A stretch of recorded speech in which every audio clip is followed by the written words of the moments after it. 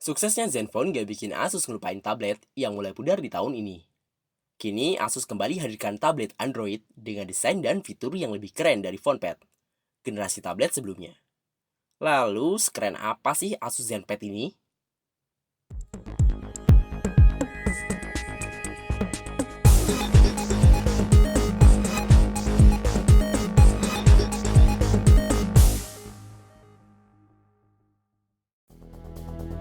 Pertama kali coba tablet ini, saya langsung dibikin jatuh cinta sama desain fisiknya. Beda banget sama PhonePad yang dulu. Di bagian belakang, gadgetis akan nemuin back cover plastik elegan yang dibuat dengan kontur ala kulit, yang bikin Asus ZenPad nyaman banget digenggam dan juga berikan grip yang lebih baik untuk menghindari slip saat megangnya. Oh ya, back cover ini bisa dilepas buat masang micro SIM, micro SD dan juga satu slot misterius. Untuk apa slot ini? Kamu akan nemuin jawabannya nanti ya. Dimensi Asus ZenPad masih serupa dengan Asus PhonePad, namun bobotnya kini lebih ringan dan pastinya lebih tipis.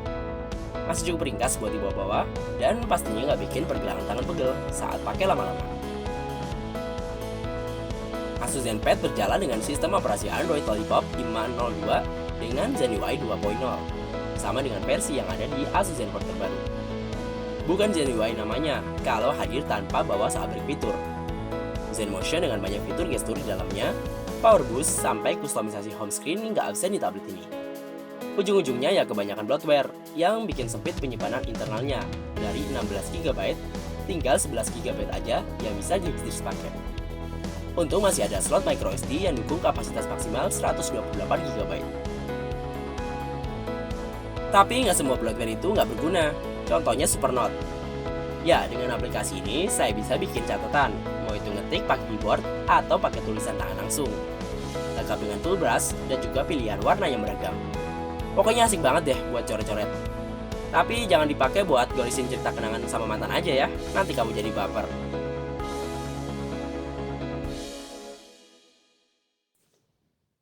Penasaran dengan port misterius di balik back covernya tadi?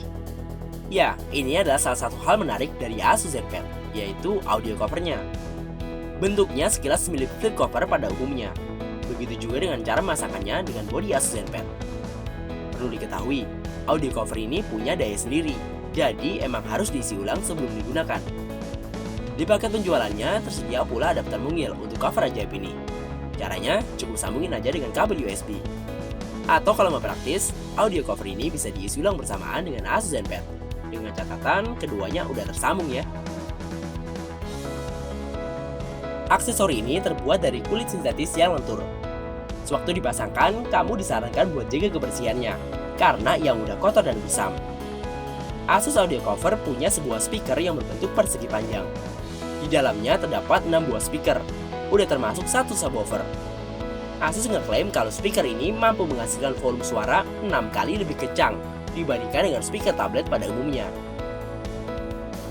Saat review ini dibuat, Asus ZenPad Z370CG dibanderol dengan harga di bawah 2,5 juta rupiah. Untuk cek spek lengkap dan juga harga paling update, klik link di kolom deskripsi bawah ya. Oh ya, dibanderol dengan harga segitu menurut saya sih ada yang masih kurang dari tablet ini. Salah satunya absennya konektivitas 4G LTE. Lalu apalagi? Di otaknya chipset Intel Atom X3 yang merupakan generasi terbaru, performa tablet ini menurut saya cenderung biasa-biasa aja. Mengeksplor menu dan juga home screen masih kerasa ada lag. Padahal RAM-nya udah 2GB yang seharusnya udah cukup mumpuni lah ya. Untuk gaming yang standar cukup lancar sih, cuma ya jangan ngeluh lebih saat main game yang penuh action dalam grafis 3D. GPU Mali 450 MP4-nya agak kerepotan dan juga nggak jarang nemuin lag di tengah-tengah permainan. Ya wajar-wajar aja sih, skor benchmark di Antutunya cuma sekitar 19 ribuan. Aduh. Lagi-lagi pengalaman gaming di tablet ini harus dipangkas dengan absennya sensor gyroscope. Sehingga harapan kamu buat main game berbasis VR atau virtual reality pupus sudah. Untungnya sih Asus ZenPad Z370CG ini udah support USB on the go.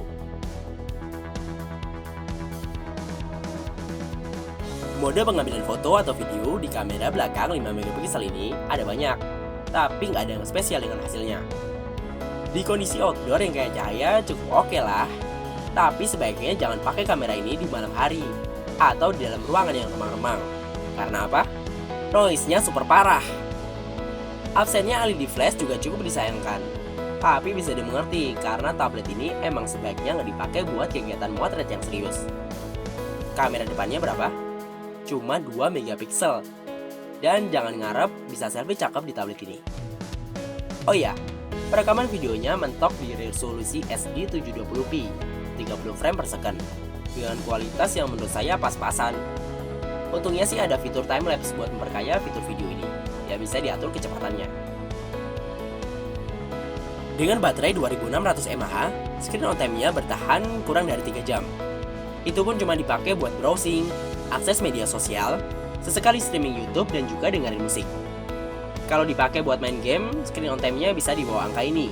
Dan saran saya mending pasangin aja dengan aksesori Asus Power Case yang dijual terpisah. Kalau butuh daya tahan baterai yang lebih lama. Lalu untuk siapa sih Asus ZenPad ini? Yang jelas bukan untuk gamer hardcore, karena performa grafisnya kurang greget dan kapasitas baterai yang di bawah standar untuk ukuran tablet 7 inci. Asus ZenPad lebih cocok buat gadgeters yang doyan nonton film atau dengerin musik berkat layar HD IPS dan audio cover yang mampu menghasilkan suara sinematis dengan kanal surround 5.1 bersertifikasi DTS SD Premium. Sebuah fitur yang baru kali ini saya temuin di tablet seharga di bawah 2,5 juta rupiah.